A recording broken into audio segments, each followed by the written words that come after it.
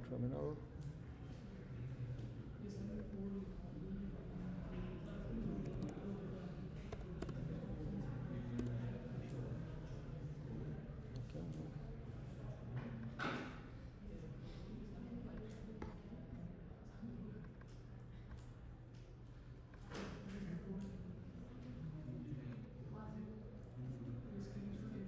Is this visible?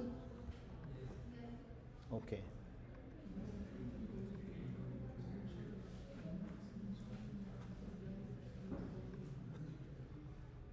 So आप लोग Python का बोले नहीं? पाइथन का मैंने आपको दिया था, कितना कर लिया आपने? उसको जल्दी ख़त्म कर लें। हाँ, छुट्टियाँ आ रही हैं अभी, उसमें ना वो कर लें। उसकी वजह ये है कि आप अगर वो जल्दी कर लेंगे ना तो अपकमिंग लेसन्स में I will write more code and you will be understanding a lot, उसका फ़ायदा हो जाएगा। हाँ, उसको ना ये जो छुट्टियाँ आ रही हैं उसमें वो ख़त्म कर दें। एक एडिड स्किल है आपके पास, वो आ जाएगी और इस कोर्स में भी और आगे आने वाले कई कोर्सेज में आपको फ़ायदा होगा। सही है जी, आप कुछ कह रहे थे? हाँ जी, अगर आपकी गुफ्तो शनीद ख़त्म होगी तो चलें। इंपोर्ट नमपाई। नमपाई जो है ये दैट्स अ पैकेज और library in Python that is actually specialized for array processing. Array का पता है आपको? ठीक है ना, ये अरे प्रोसेसिंग के लिए स्पेशलाइज्ड है और इसमें काफ़ी सारे बिल्ट इन फंक्शंस और चीज़ें मौजूद हैं। इसकी जो नेटिव इम्प्लीमेंटेशन है, यानी जो लो लेवल कोड लिखा गया है, वो C++ में है। ऊपर पाइथन के रैपर्स हैं ये जो पूरा है। That's why it is very very fast, यानी जब आप इस पे हैवी कंप्यूटेशन देते हैं it's really fast. So let me first define a function roll. सही है, इस फंक्शन का नाम हम रखते हैं रोल और ये एक दफ़ा रोल किया करेगा, एक दफ़ा, ठीक है, और हम मिलियन टाइम्स रोल करते हैं। और इसमें हम दे देंगे डाइस साइड्स। डाइस साइड्स कितनी रखनी है? बाय डिफ़ॉल्ट हम 6 कर लेते हैं जी, बाय डिफ़ॉल्ट हम 6 कर लेते हैं, ठीक है।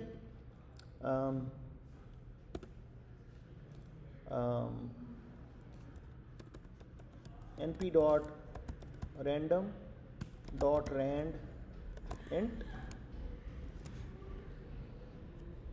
6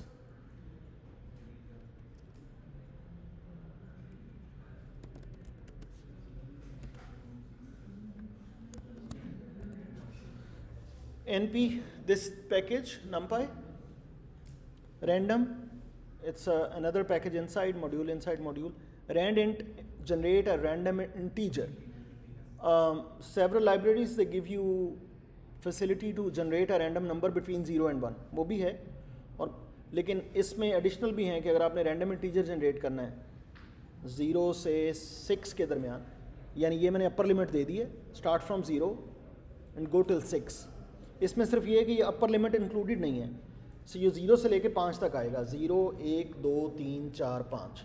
तो मैंने एंड पे 1 ऐड कर दिया है कि जो भी नंबर जनरेट होगा वो अब 1 से 6 के दरमियान होगा और वो मुझे रिटर्न कर दें ये result, let's say R, and I will just return R। Python में आप इस तरह से फंक्शन डिफ़ाइन करते हैं। फंक्शंस का पता है आपको? इस तरह से फंक्शन डिफ़ाइन करते हैं, ये फंक्शन का नाम है, इसकी कोई रिटर्न टाइप वगैरह देने की ज़रूरत नहीं होती, जो भी आपने रिटर्न करना है just return it.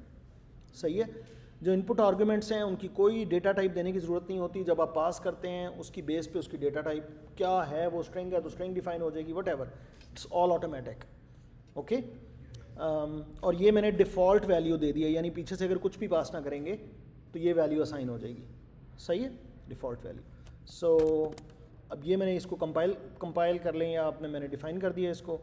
Let's call it again and again print roll 5, ठीक है, पहली दफ़ा 5 आया, अगली दफ़ा फिर 5, फिर 3 2 4 3, लूप अभी लगाने लगाऊँ। Okay fine, okay, now let's have let's have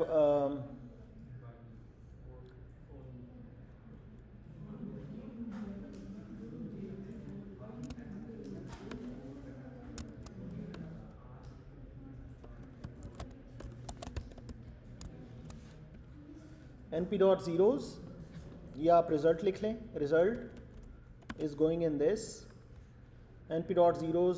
कितनी दफ़ा लूप लगाना है जी, कितने मिलियन? ओके इस तरह करते हैं, पहले 10 दफ़ा चलाते हैं, फिर 100 दफ़ा, फिर इस तरह, और देखेंगे कि जितना ज़्यादा दफ़ा चलाएंगे estimates they will become more stable. Answer आना चाहिए 1/6 for everybody, because this is all equally likely, this is fair dice. Yes, कौन सा रैंडम नंबर जनरेट होना है, दैट्स इक्वली लाइकली ना. So let's see, let's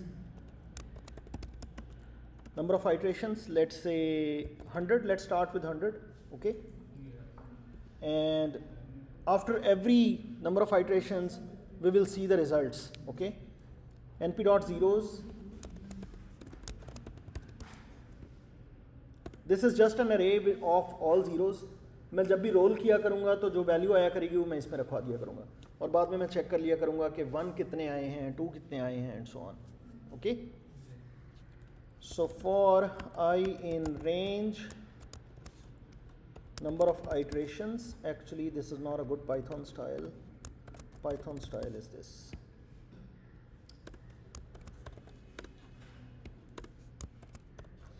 Okay, that's my loop. Okay, and what I see is R I, which is the array at index I, is just roll. Okay, तो वो उसके हर index पे जो भी value आएगी वो आना शुरू हो जाएगी. सही है जी, लेट्स डू इट फर्स्ट. और हम एक, सही है, तो ये हो गया 100 दफ़ा. अब हम यहाँ पे एक फंक्शन लिखते हैं, यहाँ पे एक फंक्शन लिखते हैं जो हमें प्रोबेबिलिटीज़ कंप्यूट करके देगा.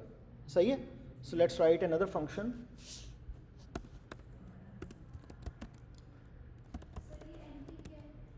numpy, import the package and just rename it this rather than writing numpy. कई packages उनके नाम काफ़ी लंबे होते हैं, you can rename them as, so you can just write the short forms. Okay, okay ji, compute probabilities, इसमें आ रहा है. सही है जी. So let me have probability table this. ये डिक्शनरी होगी. डिक्शनरी एक डेटा स्ट्रक्चर है, या हैश टेबल्स का पता है आपको, हैश का एक ऐसा डेटा स्ट्रक्चर जिसमें आप, यानी एक ऐसी अरे जिसमें आप की वैल्यू पेयर्स रख सकें कि ये की है, ये उसकी वैल्यू है, यानी ये नाम है, ये एड्रेस है, ये नाम है, ये एड्रेस है, तो अब आप नाम के ज़रिए एड्रेस फाइंड आउट कर सकते हैं. सही है, यानी नॉर्मली तो जो अरे होती है ना, उसको जब इंडेक्स देते हैं तो वो एक नंबर देते हैं ना, 0 1 2 इंडेक्स, तो आप उसमें स्ट्रिंग्स भी इंडेक्स दे सकते हैं. सही है, कोई और ऑब्जेक्ट्स भी इंडेक्स दे सकते हैं. मुख्तलिफ लैंग्वेजेस में मुख्तलिफ तरह से होता है. पाइथन में ये एक जो इसकी इम्प्लीमेंटेशन है, that is a dictionary. It is just defined like a set, and then what you do is for i in range 6, जो भी हमने साइड्स रखी हुई थी, ठीक है, j is equal to i+1. i+1 मैं इसलिए कर रहा हूँ कि वो 0 से 5 तक आएगा ये भी ना, तो असल में तो वो 1 से लेके 6 तक है ना. तो मैं करूँगा ये ओके प्रोबेबिलिटी ऑफ, अब यहाँ पे मैं j दे दूँगा, ये वो इंडेक्स है, प्रोबेबिलिटी ऑफ दिस, j इस वक्त 1 है. What is the probability of this? R equals to J. R एक अरे है ना, उसमें 1s भी पड़े हुए हैं मुख्तलिफ जगहों पे, 2s भी पड़े हुए हैं, 3s भी पड़े हुए हैं. ठीक है, तो मैं R इक्वल टू 1 कर देता हूँ, तो जो रिज़ल्ट आएगा ये एक बुलियन अरे आएगी जिसमें true true true true false false false लिखा होगा. जिस जिस इंडेक्स पे 1 पड़ा हुआ है वहाँ वहाँ ट्रू ट्रू आ जाएगा, बाकी जगहों पे, एक्सक्यूज़ मी, फ़ोन देख रहे हैं, तो मैंने तो बेटे अटेंडेंस वगैरह तो मैं नॉर्मली लगाता नहीं हूँ, ज़रूरी काम होते हैं तो वो फिर आप क्लास के बाद भी ये कोड स्किप कर जाएंगे, ठीक है। दैट्स अ रीज़न कि मैं अटेंडेंस नहीं लेता। अगर आपने मतलब देर आर अदर वर्क्स तो वो फिर आप, ठीक है, क्लास में जब आएँ तो जस्ट हम अतन गोश रहे हैं फिर, सही है, okay. So R is an अरे ऑफ 100 नंबर्स, तो उनमें पड़े हुए हैं भाई 1 1 2 2 3 3 एंड सो ऑन। तो R इक्वल टू, नॉर्मली एक वेरिएबल हो जिसमें कोई वैल्यू पड़ी हो, इक्वल 0 करेंगे तो आंसर आएगा ट्रू या फॉल्स। अगर उस वेरिएबल में 0 पड़ा हुआ तो the result is true, otherwise the result is false, yes. अगर एक अरे पे, इस पे अरे पे अगर आप ये ऑपरेटर लगा देंगे तो अरे के हर इंडेक्स पे वही कंपैरिजन चलेगा। तो जिस अरे के इंडेक्स पे वो कंपैरिजन ट्रू होगा, रिजल्ट में एक नई अरे बनेगी जो रिजल्ट अरे होगी, वहाँ पे ट्रू पड़ा होगा, अदरवाइज फॉल्स पड़ा होगा, सही है जी। उस ट्रू को आप 1 भी कह सकते हैं और फॉल्स को आप 0 भी कह सकते हैं। तो अगर मैं जस्ट इनका सम कर लूँ, अगर मैं इसका सम कर लूँ तो जितने भी ट्रूज होंगे उनका सबका सम हो जाएगा, यानी जितने वंस होंगे वो नंबर आ जाएगा, yes, divided by length of R। Length of R is the total trials, total rolls, सही है। अब ये लेंथ ऑफ R बार बार यहाँ पे कंप्यूट करना है, you can just compute it here, and total number of rolls, because it is not going to change in the loop, yes, it's a bit faster, otherwise वो length function बार बार compute होएगा ना, सही है, okay, and that's it. Now you have computed probability of every number 1 2 3 4 5 and 6, yes, just return it, return C, okay. Let's run it again. Let's run it again and then call P is equal to compute probabilities, and let's just this, and let's print P.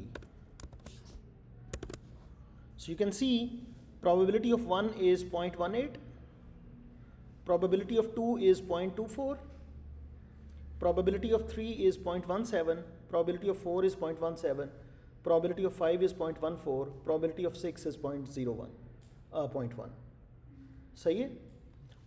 You can add them up and the result will be 1. So for example, np dot sum p dot values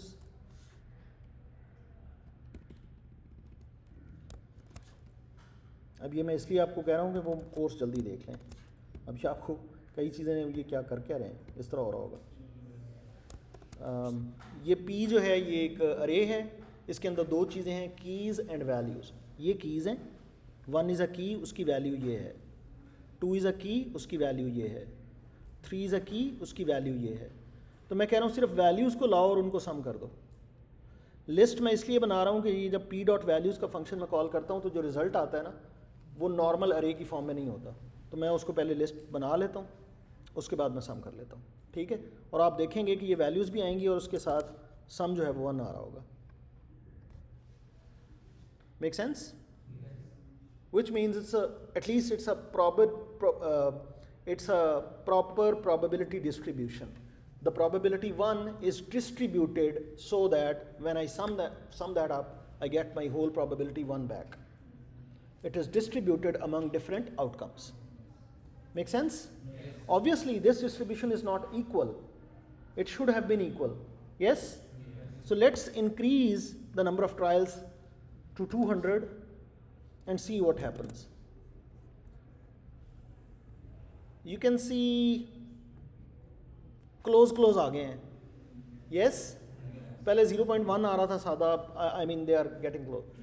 If you do it, let's say 500 times, you can get maybe good or bad or something. ये 0.14 काफ़ी नीचे चला गया and stuff. Yes? अगर हम वैसे compute करें 1/6 है क्या, तो इट इज़ 0.1666, ये हर एक का आना चाहिए, सही है। Let's do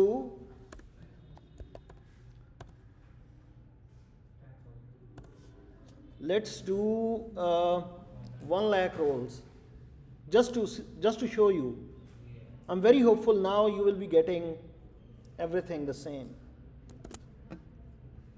Can you see that?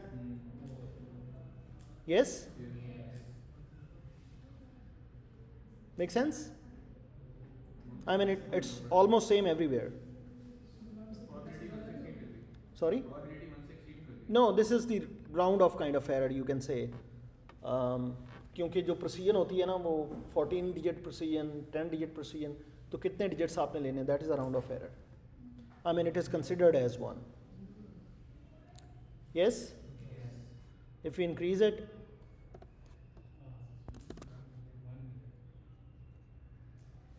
I mean it's get the idea so the more data set you have the more confidence you have कि यार ये जो probabilities मैं build कर रहा हूँ they are actually this या एटलीस्ट आप एक्सपेरिमेंट के बिहेवियर को ज़्यादा अच्छा समझ सकते हैं if you have done the experiment so many times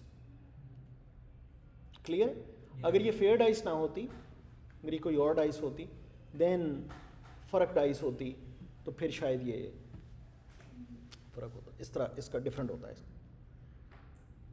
सही है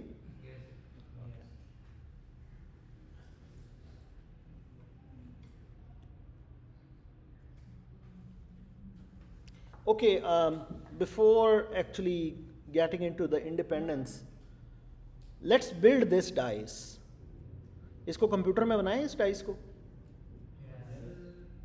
जिसको जब रोल किया करें तो 1 आने की प्रोबेबिलिटी 0.5 हो 2 आने की प्रोबेबिलिटी 0.1 हो 3 आने की 0.2 हो और 4 आने की भी 0.2 हो और फिर हम कोई 1000 दफ़ा या 10,000 दफ़ा रोल करेंगे and we will see this will happen let's build this dice this is not a fair dice बनाएं जी ओके आइडिया ये होगा मैं आपको पहले आइडिया बता दूं and then we will go and code it idea ये होगा कि मैं 0 से 1 के दरमियान एक रैंडम नंबर जनरेट करूंगा this is 0 this is 1 and I will generate a random number जो 0 से 1 के दरमियान कोई रैंडम नंबर होएगा yes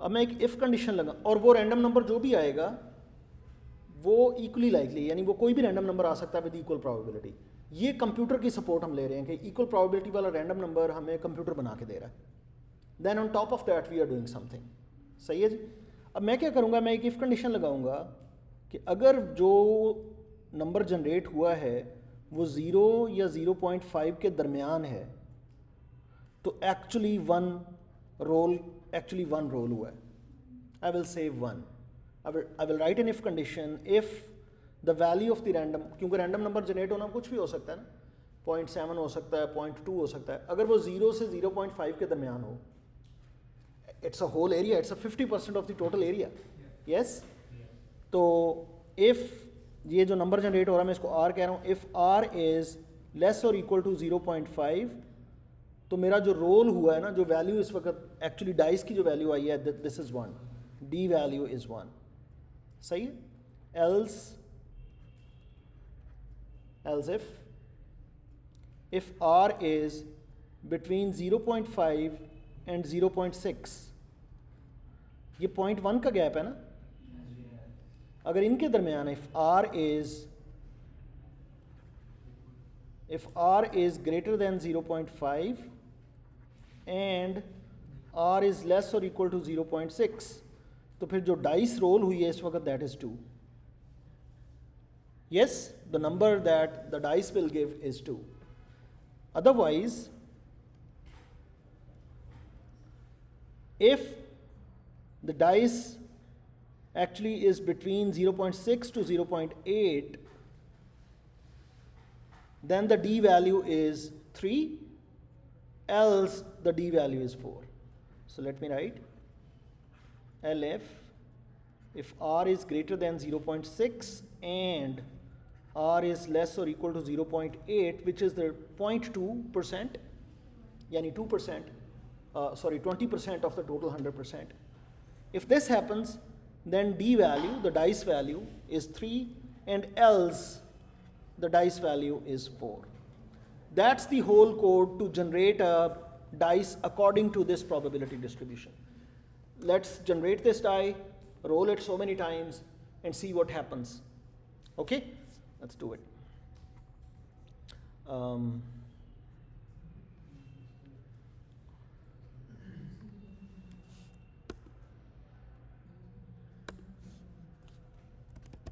Define bias dies, okay, and die sides are 4. ये कंप्यूट प्रोबेबिलिटी में भी हम यहाँ पे दे देते हैं dice sides is equal to 6, यहाँ रेंज में है। सही है, ताकि ये फंक्शन हम दोबारा यूज़ कर लेना जब भी हमें चाहिए। डाई साइड्स 4 और ये बायस्ड है और प्रोबेबिलिटी डिस्ट्रीब्यूशन हमें दे दी गई है। सही है। अच्छा, वो डिस्ट्रीब्यूशन जो दी गई है उसको भी हम यहाँ पे लिख लेते हैं।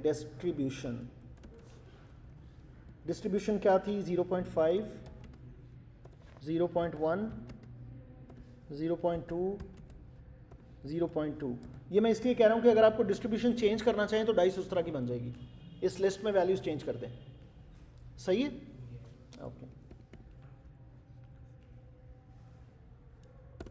हमने क्या करना है जी? R is so D value return हमने करनी है डी वैल्यू। इस दफ़ा ये एक दफ़ा रोल होना है और रोल के नतीजे में क्या रिजल्ट आया वो हमने रिटर्न करना है। So let's say R is np.random.rand, that's it. if R is less or equal to 0.5, so D originally is 0. If this, then D is equal to 1. If R is greater than 0.5 and R is less or equal to 0.6, D value is 2, okay. If R is greater than 0.6 and R is less or equal to 0.8, D value is 3, else D value is 4, okay, and return D. Make sense? So let's roll this dice a few times, then compute probabilities and see whether the probabilities that we compute they match to this list or not. And we will see if we do it so many times they will match to this. Let's see. So now let me first start by 100. Roll biased, biased होता है ये BIA।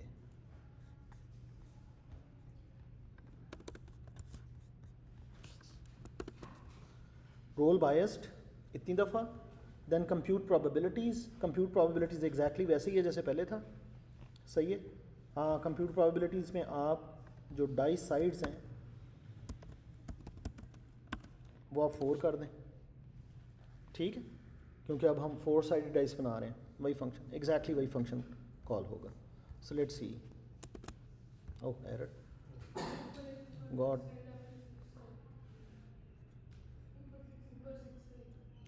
नहीं, वो तो वो है ना, default parameter है। तो अगर आप कुछ नहीं भेजेंगे तो ये आएगा, अदरवाइज आपको वेरिएबल का नाम एग्जैक्टली वही लिख, अगर आप कुछ नहीं भेजेंगे ना तो 6 अज्यूम होगा। अगर आपने चेंज करना है तो जो आप भेज रहे हैं वो अज्यूम होगा, ठीक है। These are called default parameters जी। 1 के आने की प्रोबेबिलिटी 60%, 2 के आने की इतनी, दिस एंड दैट। सही है।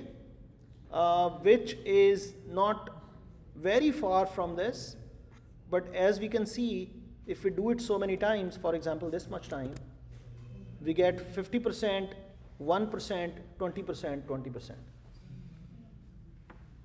Okay? Get the idea? Yes. So that's how you can, you can generate your dice, fair dice, unfair dice. or unfair. I mean, you can just do it using computer simulation. Even if you don't have equipment, physical equipment, you can do just this. So अभी कोई पूछ रहा था कि a million times roll कैसे करें? ऐसे. Just write a for loop. Make sense? Okay. Fine. Now, if somebody asks you using this let me write this distribution again on the next page, because we have just written this here in this page. Probability of 1 is, let's say, 0.5. Probability of 2, 0.1. Probability of 3, 0.2. Probability of 4, 0.2, let's say. And if somebody asks you what is the probability of the event, because somebody is interested in the following: what is the probability of this event? This event is actually the event of odd numbers. He is interested, या उसने bet की भी है कि अगर odd number आएगा तो he will win. Yes? So from here you can see this probability is basically 0.7. Another person can bet the following. What is the probability? He has bet on even numbers, let's say. In this case, we can see this is 0.3. Okay? Make sense? Now assume these are two, ये बड़े ध्यान से जरा सुनिएगा. First करें कि ये दो इवेंट्स ऑफ इंटरेस्ट हैं इस वक्त आपके लिए. इसको मैं ए कह देता हूँ इवेंट, या ओ कह देता हूँ ऑड इवेंट. इसको मैं कह देता हूँ E. So probability of O is 0.7, you have computed. Probability of E is 0.3, you have computed. अब फर्ज करें कि आप कंप्यूट कर रहे हैं प्रोबेबिलिटी ऑफ ओ, सही है, जो कि आप पहले भी कंप्यूट कर चुके हैं, जो कि 0.7 थी. आप ये पहले अभी थोड़ी देर पहले ये कंप्यूट कर चुके हैं, तो 0.7. लेकिन हुआ ये कि आपके किसी वफ़ादार जानशीन ने, जो उस कसिनो पे मौजूद था जहाँ पे ये बेट चल रही थी, उसने आपको आके बता दिया कि भाई उन्होंने डाइस का वो हाल कर दिया है रोल करने से पहले कि इस पे इवन नंबर ही आना है. समझ रहे हैं? Make sense? तो इसको कहते हैं गिवन द इंफॉर्मेशन. इसके बाद जो है ना, वो चीज़ है जिसकी इंफॉर्मेशन आपको दे दी गई है. अब आपने प्रेडिक्शन करनी है. समझ आ रही है? तो अगर आपको इंफॉर्मेशन दे दी जाए ई की, E is going to happen no matter what. Now what is the probability of O? आप बताएं. अगर आप इसको दुरुस्त तस्लीम कर लें इस इंफॉर्मेशन को, इंफॉर्मेशन ये है कि भाई तुम जिस मर्जी पे बैट लगा लो, E is going to happen. This information is available. जी नहीं. What is the probability of O now? 0. So कई दफ़ा होता ये है कि एक इवेंट की प्रोबेबिलिटी आपको पता है, एक इवेंट है उसकी प्रोबेबिलिटी आपको पता है कि फ़लाँ जी प्रोबेबिलिटी है उसकी, but given some other information the same event gets a different probability. ये जो इंफॉर्मेशन देनी होती है ना, इसको कहते हैं कंडीशनल या condition on this information. What's the probability conditioned on this information? Now given that information, this is the condition. Now condition the your probability given the information. So इसको कंडीशनल प्रोबेबिलिटी भी कहते हैं. मैं तो इसको कहता हूँ हिंट.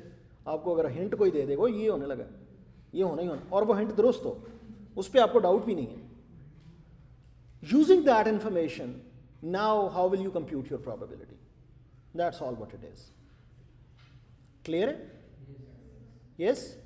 और याद रखें, अगर आपके पास दो ऐसे इवेंट्स हों कि आप probability of A कंप्यूट करें और एक B की इंफॉर्मेशन आपको दे दी जाए, उसके बावजूद A की probability वही रहे जो पहले थी. समझ आ रही बात की? देखें, कंडीशनल प्रोबेबिलिटी में भी आप प्रोबेबिलिटी इसकी कंप्यूट करते हैं, इस इवेंट की। अगर इंफॉर्मेशन गिवन है तो इसी इवेंट की प्रोबेबिलिटी आफ्टर द इंफॉर्मेशन, अगर इंफॉर्मेशन नहीं गिवन तो इसी इवेंट की प्रोबेबिलिटी विदाउट दैट इंफॉर्मेशन, लेकिन इवेंट वही है। सो अगर एक इंफॉर्मेशन सप्लाई होने के बाद भी किसी इवेंट की प्रोबेबिलिटी में कोई फ़र्क नहीं पड़ता, यानी the probability of A with the information B is the same as the probability of A even the information of B is not supplied, then we will say the information B is irrelevant for A, या इसको technically वो कहते हैं the event A is independent from event B. Event A does not, मैं बताता हूँ जी, depend upon event B। मैं दोबारा बता दूँ कि अगर देखें प्रोबेबिलिटी ऑफ A आपने पहले कोई कंप्यूट की, वो ये थी, तब आपको B के बारे में कोई इंफॉर्मेशन गिवन नहीं थी। Nobody gave you any hint, any information. Now you compute the probability of A after somebody give you the information about B. And it turns out the probability after getting that information, the probability of A does not change. It stays the same. That means A does not depend upon B. Whether you tell about B or you don't tell about B, A doesn't depend upon it. Make sense? Letter on हम देखेंगे, proof भी करेंगे, अभी मैं proof के बगैर चल रहा हूँ इसमें। लेटर ऑन हम देखेंगे if A is independent from B then the reverse is also true.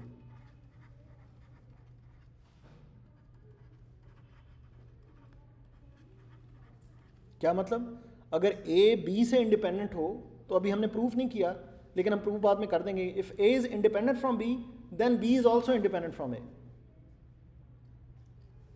इसका प्रूफ करेंगे, यानी अगर बी की इंफॉर्मेशन ए पे कोई असर नहीं डालती तो ए की इंफॉर्मेशन बी पे भी कोई असर नहीं डालेगी,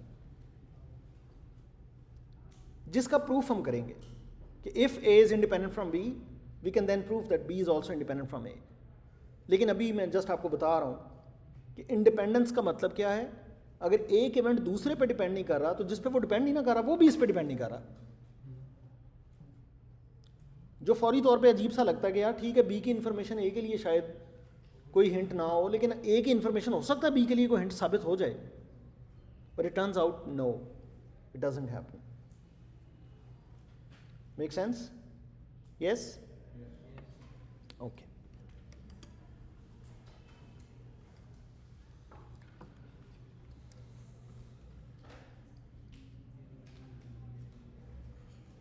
अब ये पहले मैं आपको एक फार्मूला बताता हूँ जिस फार्मूले की मदद से ये हम कंप्यूट करेंगे। सही है? इस फार्मूले को बाद में हम आसान कर देंगे। सही है? फिलहाल ये है probability of A given B is probability of A and B divided by probability of B. That's the formula for now to compute conditional probability. सही है? अगर आपको कोई से भी दो इवेंट्स गिवन हो और आपको probability of event one event given second event निकालनी हो, that's the formula. We will later on see why this formula is true, why that makes sense, we will see that, but right now this is the formula and I want you to use this formula for this probability distribution and find out two events that are independent. How many events are there? No. How many events are there? How many total events can be there? This is the sample space. Sorry, this is 1, 2, 3 and 4. This is the sample space. How many events are there? 2 raised power 4. I mean every subset is an event. Make sense? there are two special events there, an empty subset whose probability is 0 and the sample space itself whose probability is 1. Other than that you have 14 events जिसमें ये singleton events भी हैं जिनमें ये खुद आ रहे हैं, फिर पेयर्स हैं, फिर ट्रिपल्स हैं. So there are 14 events. I want you to find out using this distribution any pair of events that are independent using this formula. Come on, do it. You have, let's say, 10 minutes. Do it. इसके 16 बिटाएंगे, लेकिन दो वो होंगे जिनमें total 16 होंगे, उसमें एक वो होगा जो खाली होगा ना, खाली subset. Empty set is also a subset, उसको निकाल दें, उसकी प्रॉबिलिटी 0 है. फिर एक होगा जो सैम्पल स्पेस इट सेल्फ है ना, पूरा का पूरा, उसको भी निकाल दें. बाकी 14 इवेंट्स रह जाएंगे. उनमें से कोई पेयर ढूंढें जो इंडिपेंडेंट हो इस फॉर्मूले की मदद से. आप नाम दे लें A1, A2, A3, A4, A14. Find out A, यानी you need to find out the following. Find out I and J such that this is true. Make sense?